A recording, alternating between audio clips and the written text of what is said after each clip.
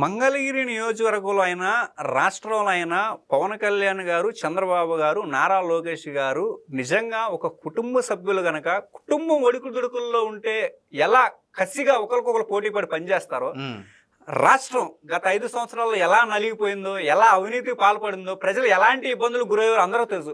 వాటి నుంచి ప్రజలకు విముక్తి కల్పించి నిజమైన ప్రజాపాలన ఇవ్వడం కోసం ముగ్గురు కూడా ఆహర్నిశల నిద్ర లేకుండా కృషి చేస్తున్నారు. ఈ రోజుకి కూడా పవన్ కళ్యాణ్ గారు కానివ్వండి, నారా లోకేష్ గారు కానీ, చంద్రబాబు గారు కానివ్వండి, ఎన్ని విమర్శలు వచ్చినా, ఎలాంటి పుకార్లు వచ్చినా కూడా ఒక్క దాటిపోయినా ఒక బలమైన నిర్ణయం తీసుకొని ప్రజలకు సంక్షేమం అందియాలి, రాష్ట్రం అభివృద్ధి చేయాలి, రాష్ట్రానికి వనరులు తీసుకురావాలి, పరిశ్రమలు తీసుకురావాలి, హాస్పిటల్ తీసుకురావాలి, విద్యా వైద్యం ప్రజలకు అందివ్వాలి అనే ఒక దృష్టితోనే ఒకరు కూడా అటు వైద్య రంగంలో కానివ్వండి, ఇటు గ్రామీణాభివృద్ధి రంగంలో పవన్ కళ్యాణ్ గారు, లోకేష్ గారు చాలా చక్కగా పనిచేస్తున్నారు. అదేవిధంగా లోకేష్ గారు కూడా జనసేన సైనికుల్ని మంగళగిరిలో అత్యధిక ప్రాధాన్యత కల్పిస్తున్నారు. దాంట్లో ఎలాంటి అపోహ లేదు.